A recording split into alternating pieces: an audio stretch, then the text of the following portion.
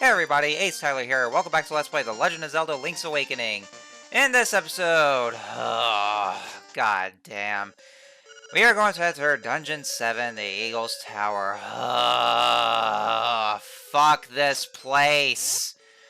Actually, before I go any further, one thing as you can see here, unfortunately we can't really bring our new friend, the Flying Blue Cog, with us. He has to stay outside, and I guess we'll probably never see him again because, well, you know, we'll see after we get done. But anyway, Eagle's Tower. Like I said, fuck this place. And the reason being is because, for one thing, well, actually, you probably just saw from the map. Oh, well, we don't have the map itself, but what we saw in well, the pre-made map. There are about several floors of this. Oh yeah, actually, if you use a boomerang in this, we actually have our dungeon item very early in the game, the Mirror Shield, or early in this dungeon. So the Mirror Shield, we can actually use that to block against the enemy attacks we couldn't do so before, which is well, you know, a lot like the one in Link to the Past.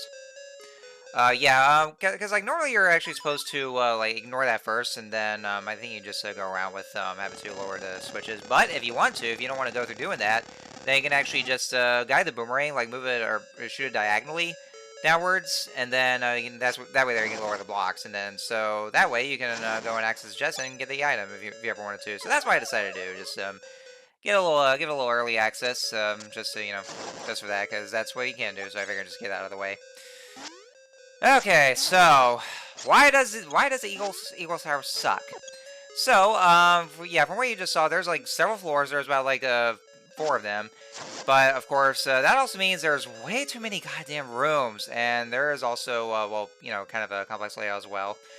There's this one annoying puzzle that we had to deal with. What we just saw though was a ball that we can pick up. Of course, we didn't pick it up just yet. We're gonna do that a little later. But yeah, there was a ball they had to pick up and move around as part of this one puzzle they had to do. But that also means that requires a lot of backtracking and so much, and so much of the, you know, the design itself.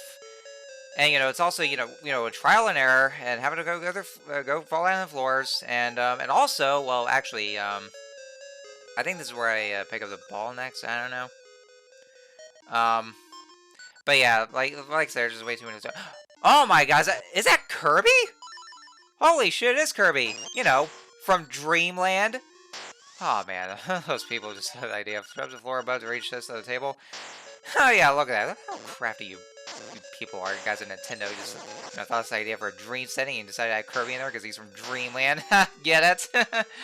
Anyway, yeah, this is actually called Anti-Kirby. Well, basically, yeah, just, you know, just like Kirby, well, regular Kirby, he'll try to, you know, use his vacuum and try to eat you. He'll eat you whole through a teeth no one sees. Of course, he doesn't just go for purple. He goes for rest. Watch your dress, and you know, you see where I'm going with this.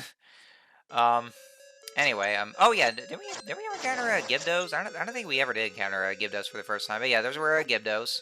Oh yes, and also watch out for likes. Because you don't want to get your shields in, especially when we just got the Mirror Shield. So yeah, that's what the Eagle's Tower is in a nutshell. There's so many rooms, and it's kind of a complex layout. Yeah, this is actually where you can get the Mirror Shield now. But you know, I decided to just get it early because, you know, I figured I would do so. You know, yeah, a lot of rooms, so many floors, so many layouts, or I mean, a lot of so many rooms. There's way too many. And of course, like I just mentioned, this stupid, annoying-ass puzzle in which, you know, like I said, it's basically that one ball puzzle. Oh, why do ball puzzles have to suck? And don't even get me started on the one ball puzzle in Sonic 06. Of course, more on that once they get to that Let's Play, eventually. Anyway, so yeah, oh yeah, and more horse heads that we have to do. Yeah, overall, this dungeon fucking sucks. I hate it. I hate it so much. So yeah, that one ball puzzle, it requires you to, well, I mean, so for the ball puzzle, so I might as well just explain it now. There are 4 pillars that you have to bring the ball with you, and then you have to throw the ball at those pillars, so that way the floors will crash down, and then it kind of changes the layout. But of course, to do that, that means a lot of backtracking, and of course trial and error as well. But you know, most annoyingly is just having to do some backtracking way too many times just that one puzzle. And also, if you're not careful, and I'm not sure if this applies to this one, because I'm pretty sure it would apply to Vanilla Link's Awakening. If you're not careful, and if you actually accidentally throw the ball at this one spot that would end up at, because it could actually spawn at any point, at least in Vanilla Link's Awakening, and if it actually if it actually ends up at this one spot where it's otherwise unreachable, you're fucked.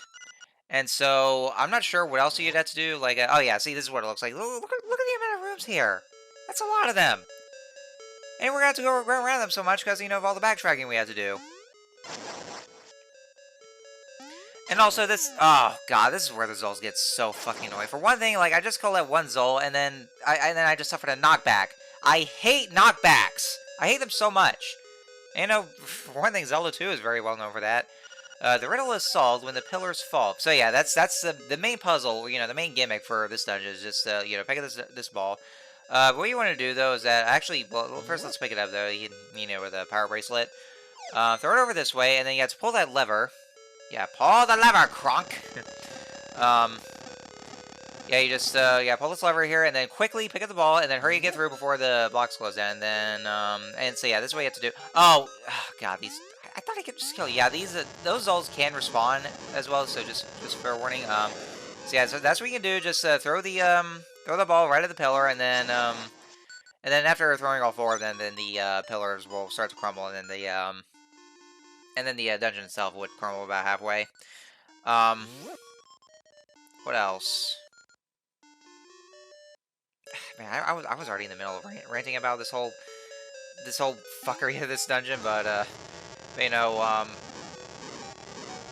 shit, I can't think of anything else. What was it? What was it?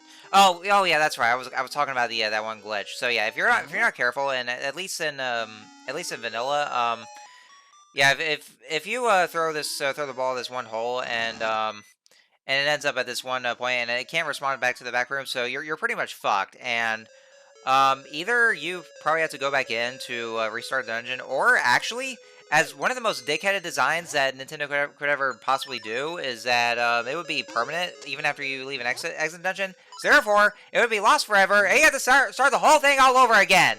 Yes, that stuff. I fucking hate that shit when they do that.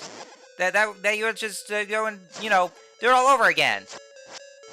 I mean, I'm not entirely sure. I mean, you know, I haven't really played much of a Vanilla Link's Awakening in such a long time. I mean, I've only got more used to DX. Well, and of course, most recently the Switch version. But I mean, I might have to look at it a little more. But yeah, if you actually do have to suffer through that and have to start this all over again, that I gotta say is probably the most dickheaded design that Nintendo could ever possibly do. So yeah, that's also where, you know, it's my biggest pet peeve for all this. It is just having to do this all over again. I hate that shit. I hate it so much. Oh yeah, and first and foremost, actually, one thing I do want to get out of the way. So yeah, just like with some of the others, I might just go and kind of screw up a bit there. Well, I mean, not so much screw up, but like kind of wait and hesitate, walk around, because I have to admit something. I actually am using Zelda dungeon for to get through this dungeon, because like no matter how many times I play this game, I could potentially still get lost in this dungeon, and I think I also do kind of get lost around as well. So there's probably going to be a bit of some jump cuts to there. I mean, you know, because I forgot to cut the whole thing out. Well, I guess I ran out of time because I had other things going on. You know, something like work related. So I mean, I kind of get lost though. So if I do, I could actually just pause my commentary, or just stop my commentary for a bit and then cut out that part and then just continue on. So that way there you guys wouldn't have to go through seeing all that. But I'm not sure if I actually ever did. I don't think I did, at least. But if so, then that's what I'll do. Also, more flying tiles, yay! And just oh yeah, be careful because there's holes there, and yeah, when you fall down those holes, you actually will go down to the next floor below. So you want to be careful, especially with those floor tiles. Oh yeah, and yeah, before I forget anything, so this is actually another one of my recording tips, because I actually did first attempt this, because and this will be our third pillar to break, but But yeah, this is actually my second kind of recording attempt because you want to know what happened, folks? Is that like I was trying to pick up this one ball and then like I think I threw it to the one spot so I can pick it up later. And what happened was that this one Zol popped out of nowhere when I was trying to get through. And so, like, he kept on jumping around, so I tried to defeat it, but then as a result, I got a knockback from killing it. Or actually, no, I didn't really kill it. He actually managed to hit me, and just, like, I took damage from him. And while that happened, I got a knockback, and what else happened is that I fell out of this one hole, and then just down below, and then I ended up getting lost because of it. So I had to go around finding my way, but of course I couldn't find my way, because I ended up getting so lost. All because of that one fucking Zol! I hate those fuckers so much! Like, ugh. Because those things will always pop out of nowhere, like, especially when you don't want them to. Like, just out of nowhere, they were so annoying like that. But that one fucking Zol just thought it was a good idea to knock me down, give me some knockback, give me a knockback as a result, and, ugh. And I had to go around, and of course, after I got lost, I had to just go and, stop my recording there, and had to do the whole recording session all over again, all because of that one fucking Zol. Ah, I hate that shit because of the fucking knockbacks. I hate it so much.